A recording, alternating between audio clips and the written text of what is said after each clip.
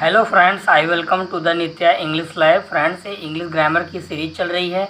इस सीरीज में हम लोग होमोफोन्स को डिस्कस कर रहे हैं। तो चलिए शुरू करते हैं। आज का फर्स्ट वर्ड है एलूजन। एलूजन एक नाउन की तरह वर्क करता है। इसका मतलब होता है संकेत या इशारा। ओके, अब ऐसे ही एक और वर्ड यूज होता है इल्यूजन। इल्यूजन भी नाउन की तरह वर्क करता है। इसका मतलब होता है निराधार विचार या भ्रम। Okay, understood. अब देखते हैं हम नेक्स्ट वर्ड आपका क्या है। नेक्स्ट वर्ड आपका दिया एप्रीहेंड। एप्रीहेंड वर्ब की तरह यूज होता है। इसका मतलब होता है पकड़कर गिरफ्तार करना किसी के संदर्भ में। ओके, यानी पुलिस के संदर्भ में। ओके, अब ऐसे ही एप्रीहेंड की तरह ही एक और वर्ड होता है कॉम्प्रीहेंड। तो कॉम्प्रीहेंड भी जो है वर्ब की तरह यूज होता है। इसका मतलब होता है पूरी तरह समझना किसी बात को। बस आपको जो है किस चीज़ पर ध्यान देना है, आपको सिर्फ जो है स्पेलिंग और वर्ड के प्रोनाउंसिएशन पर ध्यान देना है। Apprehend verb, comprehend verb, but इसकी मीनिंग क्या है, मीनिंग यहाँ डिफरेंट है। मीनिंग पर भी आपको ध्यान देना है। ओके, अब देखते हैं नेक्स्ट वर्ड आपका क्या दिया है। नेक्स्ट वर्ड आपका दिया है एमिकेबल। एमिकेबल एडजेक्टिव की तरह वर्क करता है। इसका मतलब होता है स्नेही या मिलनसार। Okay, friendly. अब हम देखते हैं नेक्स्ट वर्ड आपका क्या दिया है। नेक्स्ट वर्ड जो आपका है एमिएबल। तो एमिकेबल, एमिएबल, तो ये दोनों वर्ड क्या है, ये दोनों वर्ड क्या है, एक दूसरे से मैच कर रहे हैं। इन दोनों वर्ड में हमें मीनिंग का डिफरेंस देखना होता है और प्रोनाउंसिएशन का, मतलब हम उसको कैसे प्रोनाउंसिएट कर रहे हैं। यहाँ पर क्या देखिए, एमिकेबल, एमिकेबल हो जाएगा एडजेक्टिव की तरह वर्क करता है। इसका मतलब होता है स्नेही या मिलनसार। और एमिएबल ये भी एडजेक्टिव की तरह वर्क करता है, बट इसकी मीनिंग क्या है, मिलनसार और मैत्रीपूर्ण। मैत्रीपूर्ण का मतलब हो जाएगा जो मतलब बहुत ही फ्रेंडली टाइप का हो, जो मैत्रीपूर्ण हो, सौहार्दपूर्ण हो, उसको हम क्या कहेंगे, उसको हम जो है सौहार्दपूर्ण भी कह सकते हैं। ओके, अब हम देखते हैं नेक्स्ट वर्ड आपका क्या दिया है। नेक्स्ट वर्ड आपका दिया है एवेंज। एवेंज आपका जो है वर्ब है, वर्ब की तरह वर्क होता है, यूज होता है। एवेंज का मतलब होता है बदला लेना। ओके, अब एवेंज की तरह होता है एक और वर्ड मिलता जुलता, रिवेंज। तो रिवेंज यहाँ पर जो है नाउन की तरह वर्क करता है। जब रिवेंज कहीं भी किसी सेंटेंस में आता है तो नाउन की तरह वर्क होता है। ओके, और इसकी मीनिंग होती बदला या प्रतिशोध। ओके, किसी से किसी बात का। रिवेंज का मतलब होता है बदला या प्रतिशोध किसी से किसी बात का, मतलब किसी से या किसी बात का बदला लेना हो तो उसे हम क्या कहते हैं, उसको बोलते हैं रिवेंज बोलते हैं। क्या बोलते हैं, रिवेंज बोलते हैं। ओके, तो चलिए शुरू करते हैं फ्रेंड्स। नेक्स्ट वर्ड आपका दिया है, नेक्स्ट वर्ड आपका दिया है अस्पर्शन। अस्पर्शन जो है नाउन की तरह वर्क करता है। इसका मतलब होता है निंदा, बदनामी या कलंक। ओके, अब ऐसे ही मिलता जुलता वर्ड क्या है, एस्पायरेशन। Aspiration, aspiration. एस्पिरेशन जो है नाउन की तरह वर्क करता है। इसका मतलब है प्रबल अभिलाषा या आकांक्षा। ओके, जैसे जो एस्पिरेशन का मतलब हो जाएगा आशा या आकांक्षा।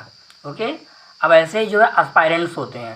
एस्पायरेंट मतलब होते हैं प्रतियोगी परीक्षाओं की अभिलाषा करने वाले, उसको हम बोलेंगे एस्पायरेंट्स बोलते हैं। ओके, तो अब देखिए नेक्स्ट वर्ड आपका क्या दिया है, बर्थ।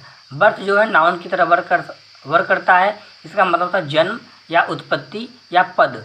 ओके, अब ऐसे बर्थ की तरह ही एक और वर्ड है बर्थ। इसको भी हम बर्थ बोलते हैं। ये भी आपका जो है बर्थ की तरह यूज होता है। यहाँ पर ये वाला BIRTH बर्थ नाउन की तरह वर्क करेगा, नाउन की तरह यूज होगा। और BERTH वाला बर्थ वर्ब की तरह यूज होगा। जब वर्ब की तरह यूज होगा तो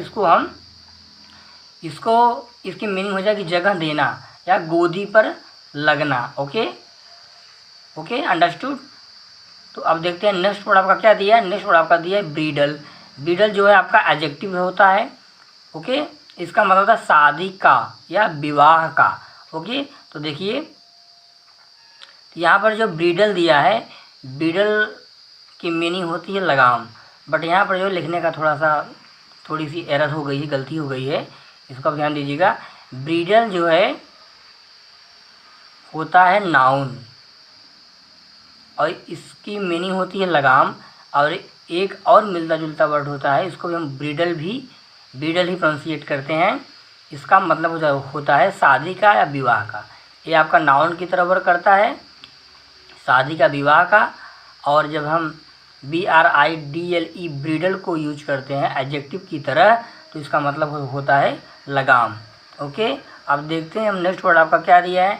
नेक्स्ट वर्ड आपका दिया है बियर। बियर जो है नाउन की तरह वर्क करता है, इसका मतलब होता है सहना। और बियर जो है वर्ब की तरह भी यूज होता है, इसका मतलब होता है सहन करना। ओके, और ऐसे ही एक और वर्ड होता है मिलता जुलता वर्ड बेयर। तो बेयर जो है एडजेक्टिव होता है, एडजेक्टिव की तरह वर्क करता है, इसका मतलब होता है नंगा, बेयर या बेयर फीट, बेयर फूट। ओके, अब हम देखते हैं नेक्स्ट वर्ड आपका क्या दिया है। नेक्स्ट वर्ड आपका दिया है बॉर्न। ओके, बॉर्न एडजेक्टिव, जन्म दिया। बॉर्न ये भी एडजेक्टिव है, पैदा होना। ओके, समझ में आई बात, गॉट इट। अब चलिए शुरू करते हैं, आगे का क्या है, कौन सा वर्ड है नेक्स्ट। बेल। बेल जो है नाउन की तरह वर्क करता है, इसका मतलब होता है जमानतदार। ओके, और जब बेल, यही बेल मतलब BALE वाला जो बेल है, जब इसका यूज होता है तो नाउन की तरह यूज होता है, इसका मतलब होता है गठरी या गांठ बनाना। Okay, understood. इन सब की मीनिंग आपको ध्यान देने वाली बात है, तो आपको जो है मीनिंग पर ध्यान देना है। ओके, आपको किस किस चीज़ पर ध्यान देना है। पहला तो आपको देना है मीनिंग पर, MEANINGS, आपको मीनिंग्स पर ध्यान देना है। दूसरा आपको प्रोनाउंसिएशन पर ध्यान देना है। तीसरा जो है आपको स्पेलिंग पर ध्यान देना है। ओके, इन तीनों का जो है बहुत ही इम्पॉर्टेंट क्या है, सिग्निफिकेंट है। ओके, महत्व है, ये सभी क्या है, बहुत इम्पॉर्टेंट है। तो आपको किस चीज़ पर ध्यान देना है, मीनिंग, इसकी हिंदी मीनिंग क्या होती है, फिर इसका हम प्रोनाउंसिएट कैसे करेंगे, और स्पेलिंग, इन तीनों में डिफरेंट होता है, इसको हमें ध्यान देना होता है। ओके फ्रेंड्स, इन सभी वर्ड्स को आप बार बार इसको पढ़िए, रिवाइज करिए, जो आपके हर एग्ज़ाम में, हर इंग्लिश के सेंटेंस एरर में पूछे जाते हैं। ओके फ्रेंड्स, अगर ये वीडियो आपको अच्छा लगा हो तो आप इस वीडियो को ज़्यादा से ज़्यादा लाइक करिएगा, सब्सक्राइब करिए और शेयर करिए। Okay, thank you.